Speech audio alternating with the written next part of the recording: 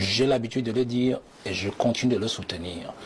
Le président a engagé une politique de pourrissement total du pays. Ah bon? Pourrissement total du pays. C'est-à-dire qu'il ne touche à rien. Il laisse le pays à vouloir fonctionner de lui-même et il permet au peuple camerounais de voir que ce n'est pas seulement lui le problème, c'est aussi ce qui l'entoure.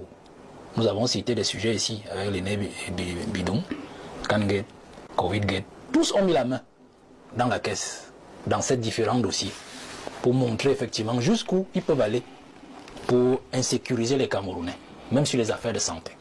Donc, il a engagé ce pourrissement du pays. Il s'est mis en retrait. Pourrissement du pays. Maintenant, on vient de parler de sa machine. Pourrissement de la machine. Pourquoi ne pas organiser un congrès depuis 14 ans? Il est question de neutraliser tous les éléments de son bord politique. Figurez-vous que s'il avait organisé des congrès régulièrement, je crois qu'il y a longtemps, il ne serait plus au pouvoir. Ah bon? Non, je crois qu'il y a longtemps. Je prends un simple cas. Prenons 2022, quand il était aux États-Unis et qu'il était au plus mal de sa forme. Souvenez-vous, aux États-Unis, alors qu'il devait prendre la parole, il était vraiment faible. Et il y avait une vidéo qui a circulé où tout le monde le prenait en dérision. Les partis, certains partis d'opposition et tout ça, ils en ont fait un chou gras. Où on a même l'impression qu'ils ne savaient même pas où ils se trouvaient. Vous comprenez? Donc je prends seulement ce moment politique du pays et du président pour vous dire que si le parti avait été viable, c'est-à-dire les membres du bureau politique étant tous présents, le congrès renouvelé, tout renouvelé, on lui aurait fait simplement ce qu'on a fait à Mugabe, au Zimbabwe. Aussi simple. C'est-à-dire qu'il serait peut-être resté aux États-Unis quand on lui aurait dit, Monsieur le Président, le bureau politique a été convoqué de manière extraordinaire et on a décidé de... Voilà. Vous voyez? Faites attention. Donc l'homme est malin. L'homme est malin. Il pourrit le pays complètement pour montrer au peuple camerounais que je ne suis pas le seul problème de cette affaire. J'ai responsabilisé près de 1000 personnes à travers des gouvernements successifs qui m'ont déçu. Et voilà encore même que ceux qui sont actuellement avec moi, Kangate, Covid-Gate, ainsi de suite, m'ont déçu. Pourrissement aussi de l'appareil politique pour dire, nous allons mourir tous ensemble. Je pars avec vous.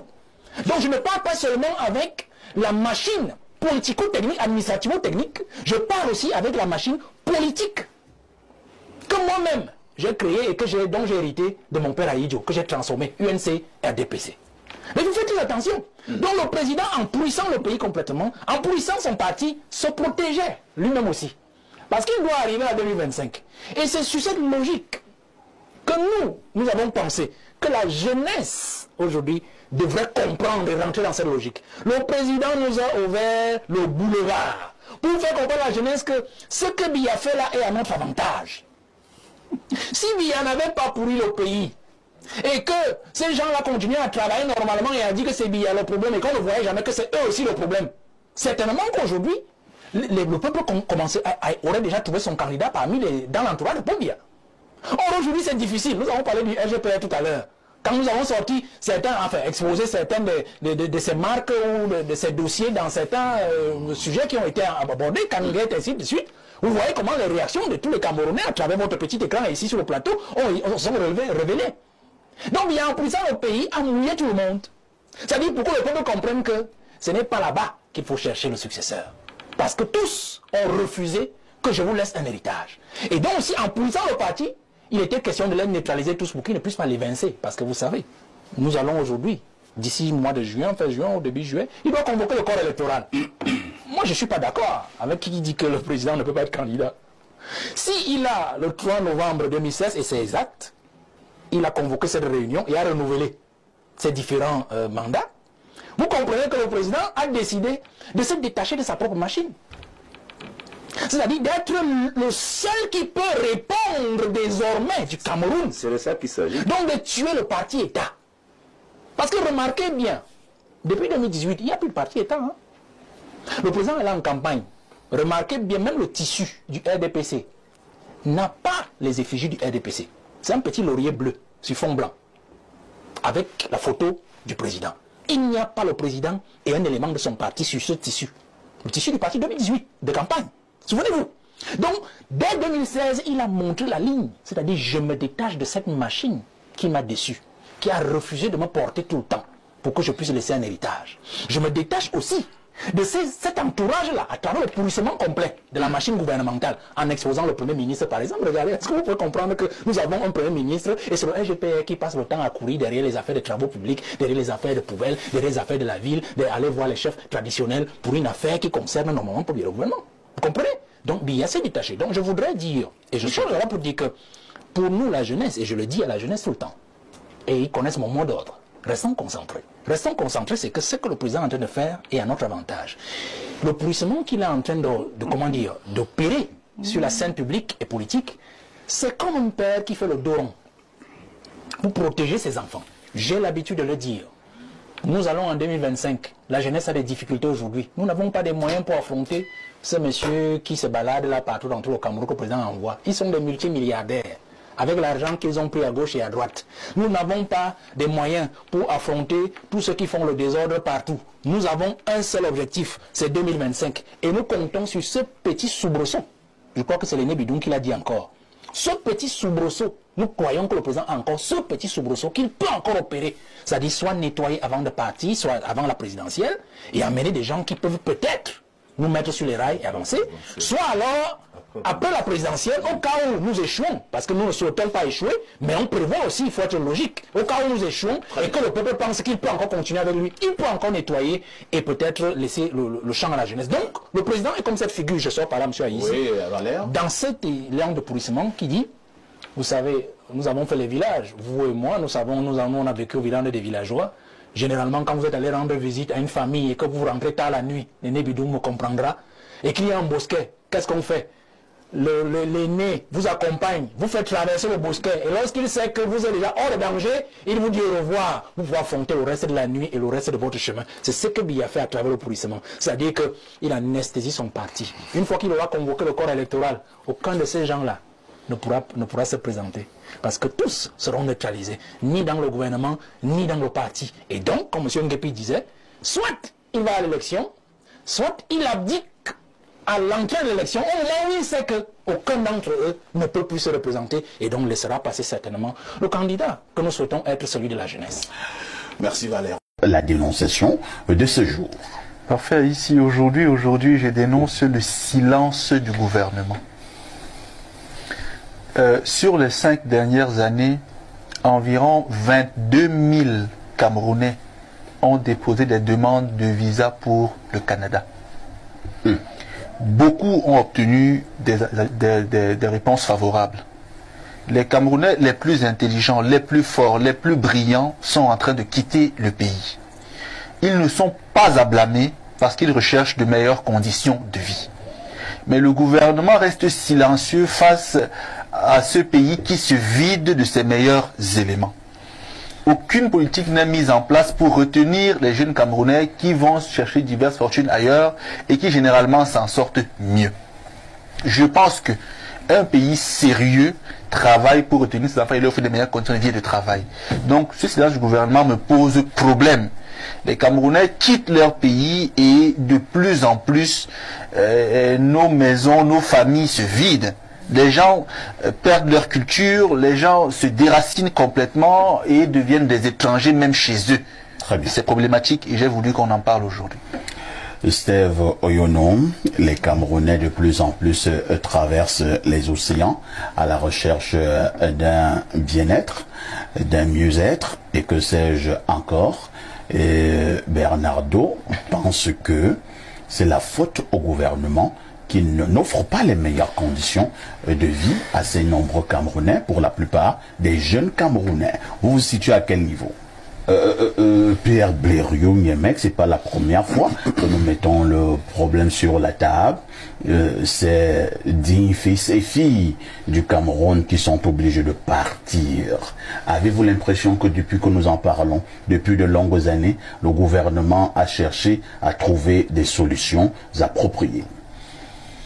Parfait, ici, il y a un phénomène qui est à court dans le monde. Quelques pays mal avisés essayent d'arrêter le phénomène, mais il est inarrêtable. C'est le grand remplacement. Ça veut dire quoi? Ça veut dire que les Africains vont vider l'Afrique et occuper l'Occident. par des nécessités d'ordre démographique et autres. Les Blancs, comme ils ont été plus intelligents que nous tous, on pensait qu'ils étaient aussi plus intelligents que Dieu. Ils ont poussé très loin des politiques antinatalistes. Aujourd'hui, la moyenne, c'est 1,3 enfants quand vous êtes en France par famille.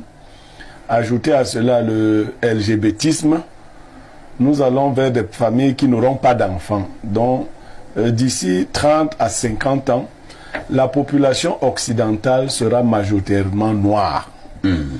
Le Canada, c'est l'Amérique du Nord. Eux, ils ont anticipé. Ils ont déjà des problèmes de population, des problèmes de remplacement de la classe vieillissante. On ne vous a pas dit qu'on va au Canada par force. On dit que le Canada offre ces possibilités-là. Parce qu'il y a une demande. Vous n'avez pas besoin des gens que vous avez formés vous-même. Et vous leur en voulez d'aller là où on a besoin d'eux. Désormais, les gens iront là où ils sont attendus. Et ils sont attendus de ce côté-là. De plus en plus. Après qu'on aura vidé le pays, les propriétaires du pays, parce qu'il y a visiblement les propriétaires de ce pays. Ah bon? Oui, mais bien évidemment, ils se comportent comme tels. Ils poussent les autres à partir. Ils sont pour rester avec leur pays. Pour rester avec leur pays. Ce qu'ils ne savent pas, c'est que les petits du grand plantain, les petits, les rejetons là, priaient tous les jours pour qu'on coupe le grand plantain. C'est quand le grand plantain a été coupé que les vents sont venus renverser tous les petits. C'est grand que vous faites partie. Au moment où vous en aurez besoin. Ailleurs, les Américains, dès qu'ils entendent que tu es américain et que tu excelles, tu es dans un autre pays, les Américains envoient te prendre. Pour te dire que ton génie, c'est pour servir les US. C'est pas pour venir te balader là, non. Nous, nous disons, et le fou, que fait le fou? Chaque fois que une personne importante abandonne un fou, le fou dit nul n'est indispensable. Observez bien dans la vie. C'est comme ça que les fous se comportent. Nul n'est indispensable. Un pas, il dit nul n'est indispensable. Deux pas, nul n'est indispensable. Trois, nul n'est indispensable. C'est quand tu te réveilles, tu trouves que ta maison est en feu, que tu comprends que non, tu étais en train de t'affoler. Il y a à la fois le phénomène du grand remplacement, mais il y a également notre folie, notre hystérie collective. Même dans nos familles. Les gens croient que quand les membres de leur famille quittent la famille, cela est un avantage pour eux. Peut-être parce qu'ils iront travailler en Europe et autres. Mais vous affaiblissez vos familles. Le combat, c'est ici. Ce pays, à la vérité, n'appartient pas à ceux qui tentent de le confisquer. C'est pour ça que tous les jours, je dis aux gens qui me disent « on va tuer les gens, on va tuer... » Non! L'idée qu'on va tuer les gens, c'est vous qui avez laissé cette idée prospérer dans les têtes des méchants. Les méchants doivent aussi avoir peur qu'on va les tuer. J'ai demandé au vieillard de mon village un jour pour chuter que chaque fois qu'un jeune a un problème avec un vieux, on dit au jeune de faire attention, le vieux va le tuer. Pourquoi les jeunes ne peuvent pas prendre l'initiative de tuer les vieillards? C'est-à-dire qu'on renverse la tendance. Chaque fois que tu as un problème avec un jeune, on craint qu'il va te tuer. Voilà. Prends la parole ici en tant qu'une fille Betty. 100% Betty. Et cette princesse Eboile soit descendue. Eliam Podol, qui ont parlé à mon nom, ici je ne sais pas pourquoi. Je prends la parole ici en tant qu'une fille Betty, une fille de Yaoundé, une petite fille de Charlatana. Je dis ici, Biya a échoué en 43 ans, on va le dire, et ça va faire mal.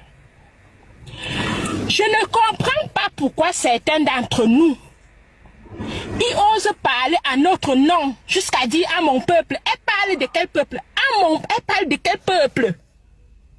Le peuple qui n'a pas l'eau, qui n'a pas d'électricité?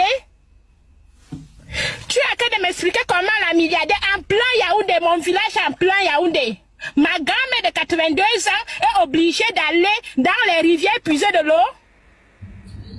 Alors que Biya est président? Moi, je ne suis pas parental à Biya. Vos histoires que vous voulez assimiler les gens, je ne suis pas dedans, même mon village, mais pas avec vous. Vous allez parler à vos connards. Faites écouter ça à nos amis. Tu as tout vendu, tu as déjà tout vendu, tu as déjà tout vendu. Il boit le sou, tu comprends, non? Il boit l'île, tu as compris? Ne m'interromps même pas. tout vendu, pourquoi? Parce que le feignant de Biya nous a mis affamés. On était obligé de vendre. Donc c'est parce que j'ai vendu, c'est pour ça que je manque l'eau potable. Regardez-moi Amy sous la soute. Hein? Je vous dis que vous allez parler à vos connards. Vous pouvez venir chez les Rwandais de nous tromper, nous duper pendant 43 ans. Nous n'avons pas l'eau. Ma pauvre grand-mère de 82 ans marche à pied dans les rigoles pour aller puiser de l'eau. Vous êtes à train de m'expliquer que ce sont les Bamileke. Nganou Djumesi vient au gouvernement en 2015. Les enfants de la forêt et de l'eau. C'était mes pères et Kang qui étaient là. Où sont les routes? Vous voulez m'expliquer qu'en 10 ans, les routes se sont gâtées? Vous voulez m'expliquer ça?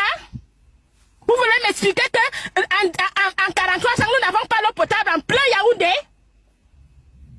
Vous allez me dire vos outils qui sentent la merde là. Parce que vous êtes en Occident, à train de vendre ça avec le sida dedans. Vous venez vous moquer de mes jeunes frères et ceux qui souffrent dans la misère. La milliardaire, moi j'ai pris mon petit frère fait le concours des infirmiers. J'ai dit que pour plus de chance, va au sud. Il a eu le concours dans un village. Quand tu arrives à Bolova, tu prends encore la route. C'est 30 km de Bolova. Mon petit frère paye 4000 francs de moto quittant de Bolova pour arriver là-bas. C'est les Bamileke? Je veux que vous m'expliquiez ce sont les Bamileke. Je respecte le peuple Bamileke. Vous avez mon respect parce que je suis à l'os. Des imbéciles qui parlent de vous, étant assises dans leur salon feutré en Occident. Ils ne connaissent pas l'Ouest. Moi, je suis arrivée chez vous. Parce que ma mère adoptive est de l'Ouest. Celle qui m'a donné à manger. C'est pour ça que quand vous parlez mal des Bamileke, je vous jure, vous ne savez même pas. Ils pensent qu'ils vont mener tous les enfants de l'eau dans les bêtises. Vous parlez des Bamileke, ma mère adoptive, une fille Bamena. Je suis arrivée à Bamena.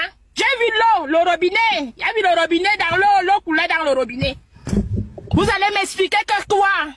Oh, les Bamileke, oh, Biya a donné aux Bamileke. Biya ne vous a pas donné? Le sidéa qu'on appelle Femme Dongo, avec son gros ventre rempli de merde là. Il parle dans son village Ngomzap. Dans son village Ngomzap, il n'y a rien. Les jeunes de Ngomzap souffrent, mangent la merde, mangent. C'est bien dosé. Mangent la merde. Vous avez parlé de ça sur les Bamileke? Arrêtez un moment. On en a marre. Nous sommes fatigués. Et c'est un bassin, parce que moi j'ai épousé un bassin, hein. C'est un bassin frelaté qui viennent sur TikTok ouvrir leur bouche de merde là. Toute la jeunesse de Déa est dans le désert. Mort. Voilà. Mais les petits frères de mon mari sont dans le désert en train de mourir. Toute la jeunesse de Déa à la quête d'une vie meilleure. Ce sont les Bamileke qui font ça. Celui qu'on appelle Ndonga Somba. Ndonga Somba, ceux qui le connaissent, a acheté les terres chez nous. À l'époque, j'étais pas encore né, dans les années 86. À 100 francs le mètre carré. Ma milliardaire aujourd'hui. Ces terres-là sont vendues à 25 000, à 30 000, à 40 000 le mètre carré. Un Bamileke est venu dans mon village. J'ai dit acheter tout. Il dit que les petits frères de ma grand-mère ont vendu tout. Je dis bien à vil prix. Ma milliardaire, je venais de sortir. J'ai eu un argent là. Ah, là je m'avais voir mon oncle, hein, mon grand-père. J'ai dit à mon grand-père que ouais, j'ai entendu que tu vends le truc là. J'ai en bordure de route, hein, mais je dis à mon grand-père là que ouais, vends-moi ça. Je dis bien mon grand-père dit de sa propre bouche qu'aucune pierre ne se déposera sur une autre. Il a vendu le terrain là à un gars Bamileke. Donc je dis mon oncle et moi, hein, dans la misère totale, c'est nous qui avons cotisé pour l'enterrer. Et si moi, aujourd'hui que je dois me lever pour aller combattre le gars Bamileke là, est-ce que c'est la faute du gars Bamileke là, la milliardaire? Je comprends le mauvais cœur qui a en nous. La méchanceté, l'homme bêtis est méchant. Je dis mes frères, la méchanceté de mes frères, la sorcellerie. Quand j'entends celle de princesse, c'est quand on dit que les porcs. Voilà. Dans mon village, on peut te tuer pour un morceau de porc. Il faut qu'on le dise. Il y a amené la misère chez nous, la misère. Et quand je vois les gens le soutenir, j'ai mal au cœur. Je remercie Dieu, je suis là où je suis. Merci.